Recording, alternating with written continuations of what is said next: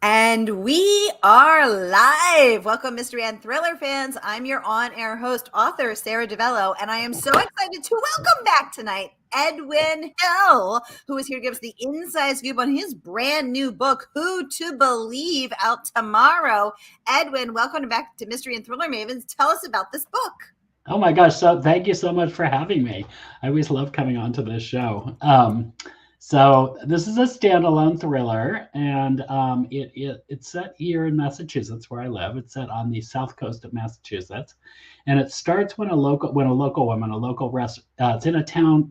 It's a fictional town called Monreef, but it's based on some real life towns, and I can get to those later on. But it starts out. It's on the coast. It's a very picturesque town. And it starts out when a local restaurateur named Laurel Thibodeau is murdered by asphyxiation in her own home. And as often happens in these cases, suspicion immediately falls on her own husband, Simon. He's also her business partner. He has gambling debts. He recently took out a large life insurance policy. He also has a rock solid alibi.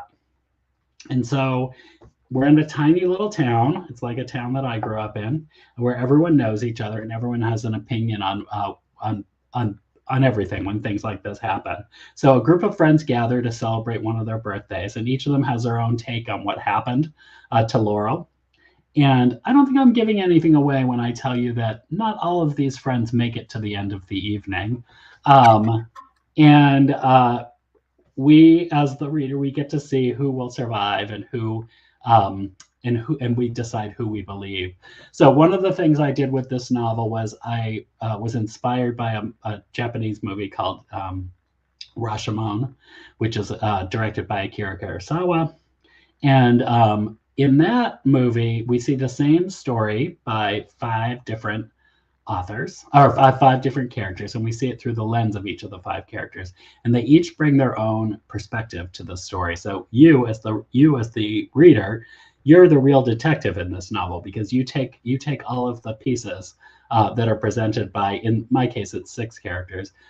You take all of the pieces presented by the six characters, and by the end of the novel you piece them together to figure out who committed the crime. So I was inspired by Rashomon. I was also inspired by a TV show called The Affair, which I really love, that ran maybe, I think it just went off the air, but it started about 10 years ago.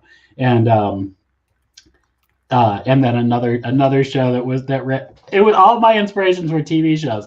I was also inspired by this TV show that ran on Netflix called Clickbait, that I think I was the only person who watched. Oh my goodness. Well, I am a wannabe detective TV show aficionado. So I'm so excited to talk to you, Edwin. Welcome you back for lucky number 3. And we're going to get down into the tea, as the cool kids say. But first, I'm going to welcome everybody, because we are broadcasting live to 6 different destinations across Facebook and YouTube. So, hey, mystery and thriller loving friends, no matter where you're watching from, you are in the right place. It is the right time. It is Mystery Monday, and because Mondays can be murder, we're going to get your week off to a killer start and make them a little less painful. If you've been here before, you know the drill. And if you're new, oh my goodness, welcome. Here's the drill. Every Monday, I give you my handpicked featured authors, and you get to ask them anything. So ask acclaimed author and former editor Edwin Hill anything you want to know, anything that's weighing on your brain. And he will tell all. He will sing like a canary. Nothing will be untold. Okay, so let's jump into the comments. Erica joining us from YouTube, saying hello from Mexico. Hi, Erica. Thanks so much for tuning in. Robin saying hello from Facebook. Hi, Robin. Welcome back. So good to have you as always. Okay, Robin wants to know, Edwin, is this a closed room story?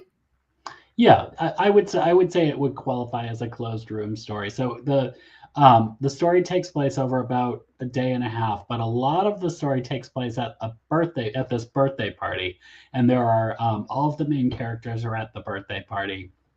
And as a reader, you wind up seeing different things that happen at the birthday party through the lens of each of the characters, so that you start piecing together what happened, what actually happened to each of them, and what happened when the second person winds up dead. What happened to that person? Now, Edwin, so many of us mystery lovers grew up reading Agatha Christie, the queen of the locked room, book, and that inspired so many of us. Is that the case with you, or did you come to this later? Tell us why a locked room, because this is not your first rodeo, but this is your first locked room, right? It is. I think there's something really fun about a locked room. As a writer, there are a couple really nice things about it because you have a very limited cast. And so it's hard, like as a writer, it's harder for the story to get out of control, which can happen, especially early in the drafting process. And so in this novel, there are really only 8 characters that sort of warrant main character role. And it was nice to sort of keep that under control. You've got a controlled setting as well, so you're only describing a very specific setting. So it sort of limits what you can do, and so you can really get into the story. You can really get into the character development. But I always really liked Agatha Christie. I recently reread, and then there were none. I did appreciate her storytelling and the way she constructed that story. I find that novel a little problematic, or very problematic. But it's pretty impressive the way she constructed that, and to think that she created that sort of on her own, like that had not been done before, and it's really clever. And what I love about that novel is kind of what I was saying about mine. In the end, there is no detective in that novel. The detective is the reader who's piecing together what happened to these 10 people who are stuck on this island and sort of figuring out how all of the pieces fit together. And it's really fun to allow your reader to do that and allow your reader to really engage in the thought process of solving the mystery. Yeah, I mean, I think as someone who grew up, reading mysteries, loving mysteries, as lifelong mystery here, Nancy Drew girl, reporting for duty. I think you're exactly right. Like that's what we wanted to do, right? Like we wanted to be that detective, and I think that's what what we love. Can we figure it out before the author reveals it to us? That's the real fun, right? Yep. Hi, Marcy McCreary. She says, hi, Sarah and Edwin. Marcy and Lou are here watching. Hi, Marcy. Hi, Lou. And she says, we're going to need Edwin to sing. Yes, we are. Oh, God. If he doesn't reveal all of the secrets, he will, Marcy. Everyone will go running if I sing. He's going to be begging for mercy. Robin's saying the affair was very twisty. Yeah, exactly. Is that what let's look at it from craft. Is that were you looking at it from the twisty perspective, or what was that source of inspiration for you? Well, I mean, I love point of view. I love that people can come in, like even in real life, you can come into a situation and like everyone can come to a party and have a completely different experience at a party from each other. I mean, like think about, I don't know if you've done this before, Sarah, but I'll go to a party and like feel awkward and say something, like make some comment, and like I'll think about it for the rest of the night. I'll think, that person must think I'm the biggest loser in the world for having said that. And then like you see the person 6 months later and you're like, oh my God, I can't believe, and they don't even remember. They had a completely different experience at the party that had nothing to do with you. And so it's really fun to do. And I thought The Affair was just like so for anyone who hasn't seen it, The Affair is a show, I think it ran on Showtime. Early on, it sort of changed as the series went on, but early on, each episode was an hour long, and it was about an affair between a man and a woman. And the first half of the episode would be from the man's point of view, and the second half of the episode would be from the woman's point of view, or vice versa. And you'd look at the events of the story, and they'd be very similar but somewhat different from each character's point of view. And then they'd do really interesting things, like they'd change what the character was wearing, like how they remembered what they were wearing in a scene. And you'd think, what does it mean that Allison was the woman who was having the affair and Noah was the man? You'd think, like, why does Noah see Allison wearing jeans in a scene, and then Allison sees herself wearing a skirt? Like, what is the choice there? And so that was really interesting. And then as the show evolved, they broke it out so that more characters would have points of view. So sometimes it would be told from usually it was 2, but sometimes they do 3 or 4. So I just loved the structure of it, and I loved thinking about what people bring to a situation and how it can change based on what they see or what they feel from that situation. I also love secrets. So, I mean, this novel is full of secrets. And one of the things, I'll give an example. One of the things I really love to do is take an object, put it in one scene, and then have a character interact with that object, and then have another character interact with the object in the same scene from their point of view, and have the meaning of the object change. And so sometimes those things happen because they're so important to the plot that you know about them from the beginning. And then sometimes they just come out of nowhere. And so, like in this is set at a birthday party, so there's a birthday cake, and the birthday cake kept coming back to the story. It was kind of interesting to see, to the point where I was like, I've mentioned this birthday cake way too many times for it not to have some kind of importance. And it wound up, it's not like it doesn't reveal who the murderer is or anything like that, but what it does is it reveals character. Around at least 3 of the characters in the book, how they interact with this birthday cake. And it was just like, as a writer, it's really fun when those things sort of emerge out of the writing on their own, and you're like, oh, I just sort of created this weird thing that I didn't even know was going to be there when I was plotting the novel. It's so interesting. And it's so funny because that's also what I loved about The Affair and about TV shows that do his and hers, because my husband and I will often have that different memory, totally different experiences of people, places, things, conversations. Or my sister and I will, I'll be like, wow, this was, 100% blue. And she'll be like, what are you talking about? That was red. It's like, it's the intricacies of memory, let alone a personal emotional experience of people, places, and things. It's just absolutely so fascinating. Margaret Pinard joining us live from the West Coast. And hello. Margaret wants to know, was it hard to choose between who and whom for the title? Oh, yes, that was a very interesting. You know what? I pushed for one and lost. So and lost. So you were team whom? I was, but it was just like too snooty. So anyway, and I also wanted a question mark at the end, but I lost on that one as well. So you don't always win with your publisher. So you, Edwin Hill, former editor, volleyed hard for the grammatically correct whom to believe, and the sales, marketing, and publicity team said, "Sit down, sir. We want to sell this book." Yeah, I didn't volley that hard. Let's put it that way. But oh my God, that is so funny. First of all, Margaret, good catch. I didn't even notice, and good to get a little bit a glimpse of grammar Nazi Edwin Hill over there. I'm going to be checking my posts and emails to Edwin more carefully because I didn't know those eagle eyes were so judgy. Robin saying, oh, very cool to look at things through each person's lens. Yeah. So Edwin, you start us out with after the news of the murder of Lauren Thibodeau's murder, which you detailed through asphyxiation. Interesting tidbit.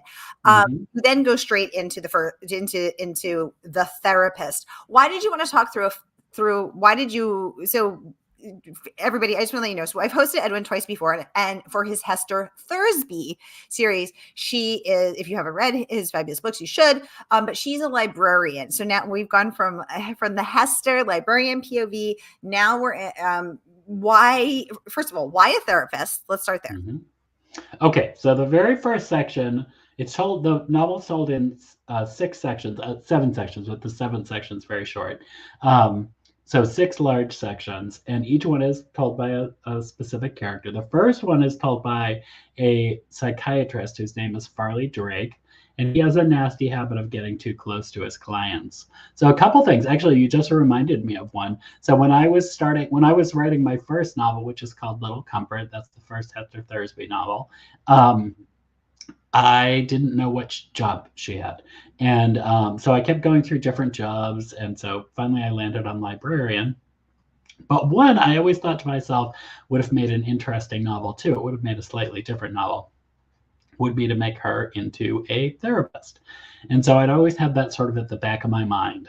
So then I was working on my last novel, which is called The Secrets We Share. And that is also a standalone novel. And I signed that contract on just about, I don't know what the actual date is, but I'll say it was on March 1st, 2020. So does everyone remember where they were in March of 2020? Anyway, so when I signed the contract, it was the spec was for a novel about a couple that ran a private school in New Hampshire. And so I started working on it, and then the stupid pandemic started.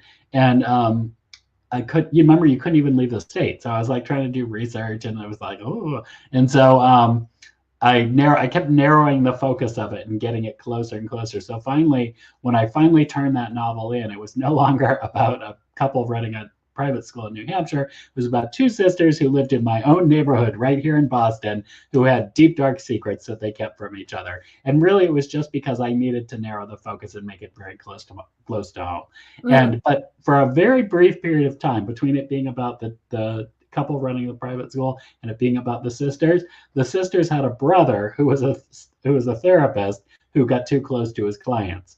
And there was just too much story going on. There were too many threads there. And so I wound up giving that storyline the axe.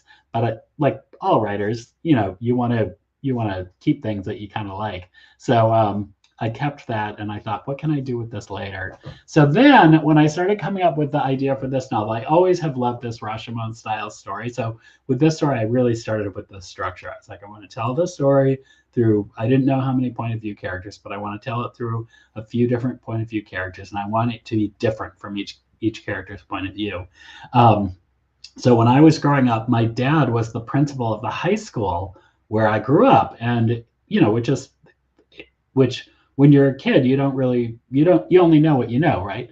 And so I lived in the town, and it was like, that's what it was.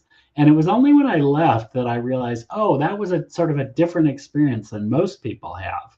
Because when you're the principal or you're a police chief or whatever, you're a therapist, you're both part of the community, right? You live in the community, obviously, but you also sort of sit over the community in a way, because your job involves sort of managing parts of families and people's lives and stuff, parts of people's lives and stuff like that.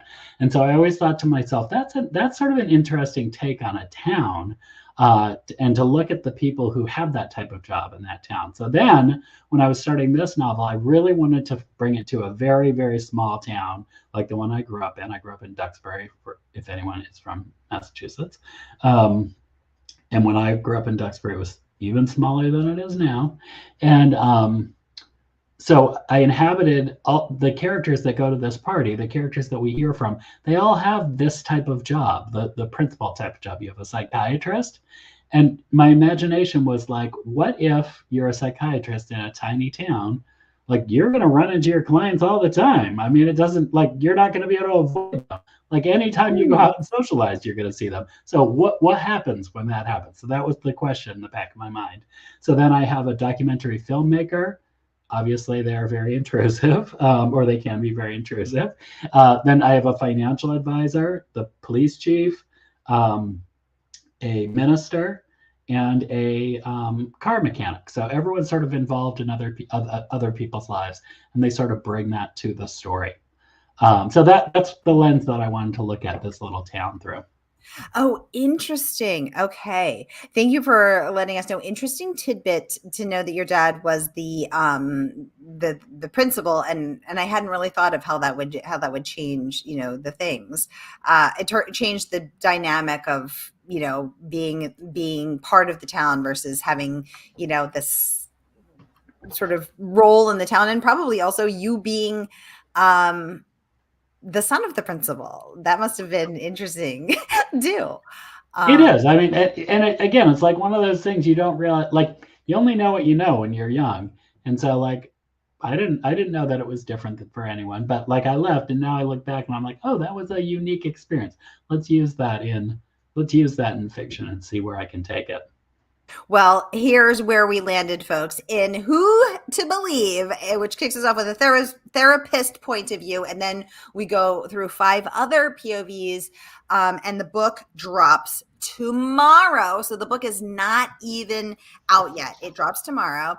And Edwin is coming on tonight to give us the exclusive sneak peek and take all of your most pressing questions. So whether you're watching from Facebook or YouTube, here is the link. So click and pre-order Who to Believe from our favorite woman-owned independent bookstore. That is, of course, Murder by the Book, so that you too can immerse yourself in the town of Monreath,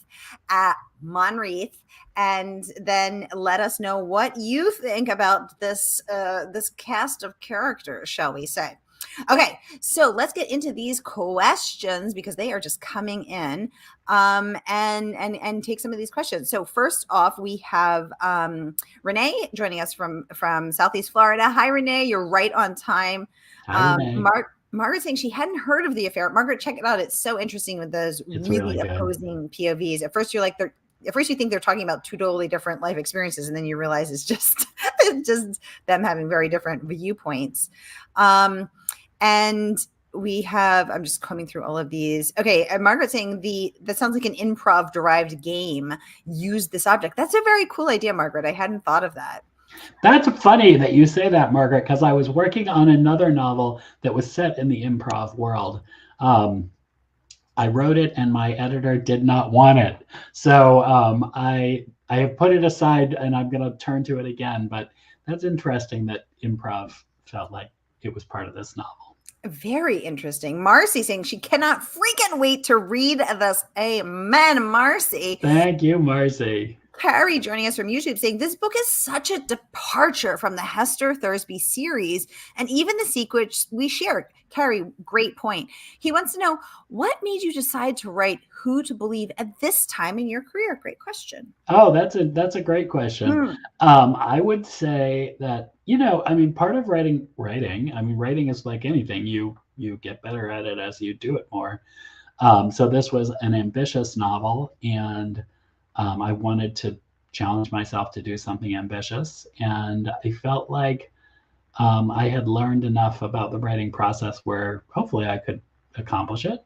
So that was part of it. I also, again, I did kind of want to explore, my novels have mostly taken place, this is like a little tiny thing, but my novels have mostly taken place in Boston, in urban areas. And so I really wanted to explore my very specific experience of growing up in a very, very small town, and like what it's like to grow up in a small town, and what those communities are, the good sides and the bad sides of those communities. Great question, Carrie. Great answer, Edwin.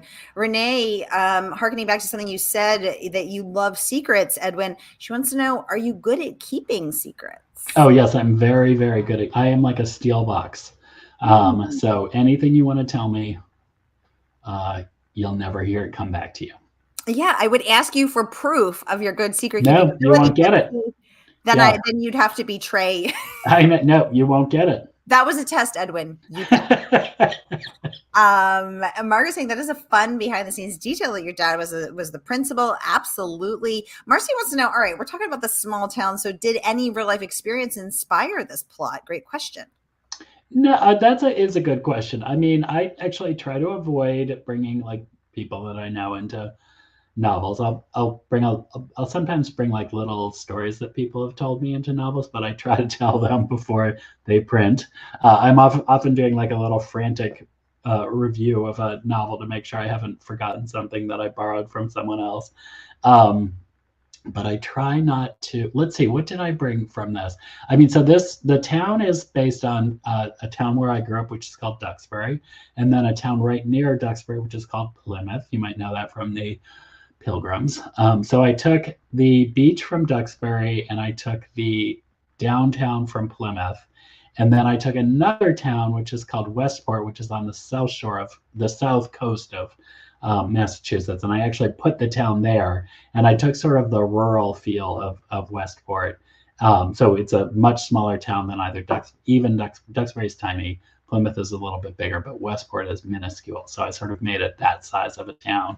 And so I took a lot of the landscape from each of those three places and sort of merged them together. And they're in different places in Massachusetts. And I bet like some scientist is going to look at this and be like, those coastal things don't go together, because the towns are from different parts of the coastal area. So God knows if that's true or not. So I did take that. Let's see, what else did I take? No, I didn't. Actually, for a little while, there was an actual. There was a teacher slash headmaster in the story, and I wound up cutting that because it was too close to my personal experience. Interesting. Robin wants to know, when an author, so talking about this birthday cake, she says, when an author mentions baked goods, I remember the baker who sprinkled poison on one donut on the tray, then went out fishing, never to return. Old book, rich man, poor man, beggar man, thief. Let's talk about this cake, Edwin. Mm-hmm. Spoilers, obviously. Is this something that you're pulling from these, classic Agatha Christie?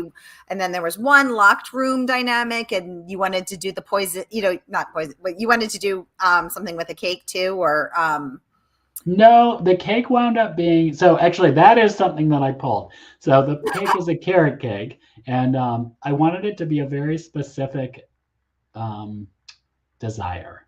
And so the birthday girl, who is a character named Alice, she wants a carrot cake with walnuts and raisins. And of course, raisins are and walnuts are very divisive ingredients. And so she's hoping that her husband, there's this plot point where she's hoping that her husband knows what her favorite cake is, and that cake will be delivered. And it's the only thing that she's managed everything else with the party. And the only thing is that she's hoping that her husband will have remembered to do this. And so the cake keeps coming back, and whether or not the cake has been delivered or not is sort of a central question. It's a story question. It's a little story question that sort of threads throughout the entire novel. And you find out things that you thought were true about the cake were actually not true about the cake. Interesting. Now is a good time for me to mention that I once won second place in a baking contest. Oh, carrot cake with my award-winning carrot cake, which has no raisins even in it. I love raisins, but it's my aunt's recipe. She had won another contest with this cake, and she said, if you want to win, do this cake. It is actually pineapple. Oh, yeah. Yep. No, I love raisins. I just was snacking on some raisins right before I logged on. They're really good for you. They're iron rich. They're tasty. They're delicious. They're delicious, but if you want to win, who doesn't like raisins? But they're too divisive. Don't like raisins. Edwin, everyone loves raisins. They're not okay. Well, I have a baking contest story too. So when I was a kid, I entered the sandwich fair in New Hampshire. What? I entered a spice cake in the baking competition there, and I came in third. Don't you think that's pretty good? I mean, it's not as good as second. No, it's not as good as second. But how many cakes do you think were entered in the contest? I don't know, 25? No, 2. Only 2 were entered, and I came in third. Edwin, how'd you come in third? I think because mine was so bad, they couldn't quite bring themselves to give me second place.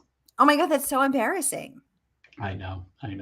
I am not a good baker, but I'm better than that. I've recovered from it, but I've also gotten a lot of mileage out of that story, I will say. Oh my God, that's hilarious. That's that is really funny. Renee wants to know, okay, so with this therapist character, Edwin, do you have experience with a therapist? How did you get in there? Oh, sure. I mean, that definitely, I wound up consulting with someone. So yes, of course, I've been to therapy. Everyone's been to therapy, right? Be proud of it. I went to a therapist. I've been to a therapist a few times, but I wrote that as I do with all of my novels. I write the novel without consulting anyone. I just make everything up for my first draft. So like I wrote what I thought, I imagined what a therapist would do in their job. And I made it work for the plot. And then when I have finished, usually not the second draft, usually when I finish the third or fourth draft, I start analyzing the things in the novel that are making me feel uncomfortable because I don't know enough about them. So I feel like I should probably ask someone. So I definitely reached out to a couple of friends of mine who are therapists and asked them some pretty specific questions about things that I was having this guy do. I mean, he is not a ethically minded therapist, so like it's easy. That's great because he could break whatever rules he wanted to. But I did have to make sure that when he did something, and this is one thing I learned that I'll share in a sec.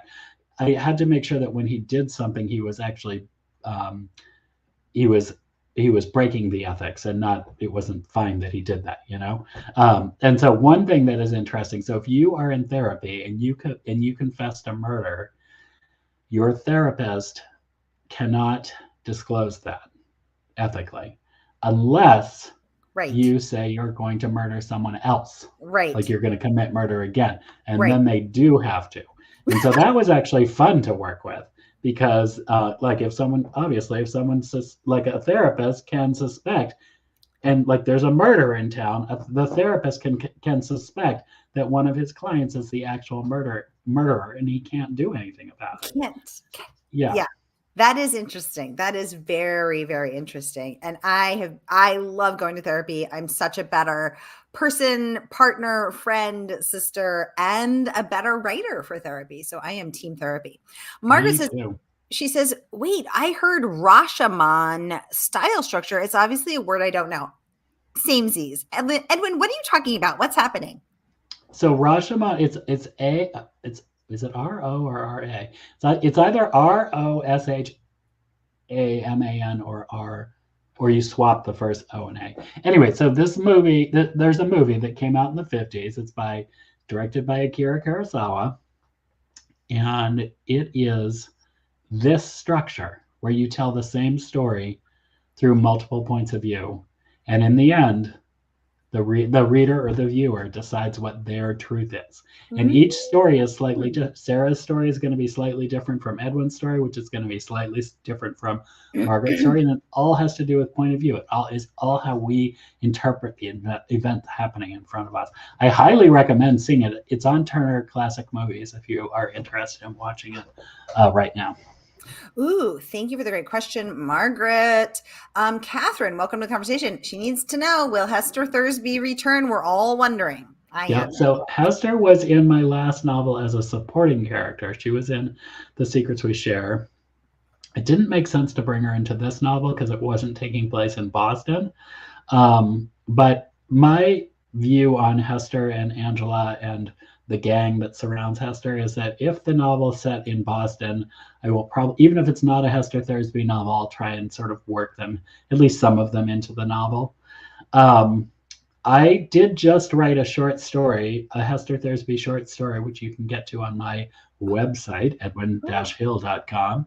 And I did enjoy writing that. It was set over the holidays. It sort of played on, I don't know if this got national attention or not, but here in Boston, there was a story a couple of months ago about some folks who were stealing body parts from the cadaver labs at Harvard and selling them on the internet. So I sort of played on that, and I really was enjoying it. And so I may try and spin that up into a new Hester Thursby novel. Right now I'm working on something else that is like really hanging over my head. So I have to focus on finishing that first. So everybody, here is Edwin's website. That is edwin-hill.com. And if you want to get the Hester Thursby novella, that is where you get your mitts on Hester. So grab it. And for Who to Believe, dropping tomorrow, Edwin coming on right now to give us the inside scoop. Who to Believe out tomorrow morning in just 4.5 hours. You can pre-order tonight, and the good folks at Murder by the Book will send you your copy first thing in the morrow. I feel like if it was Whom to Believe, I'd have to say in the morrow, but I can in the morrow. In the morrow. in the dawn for for the rest of us. So Who to Believe drops tomorrow, and you can pre-order your copy right here from our favorite woman-owned independent bookstore. I want to get signed by the author. Yay! Signed by the author. Very, very exciting.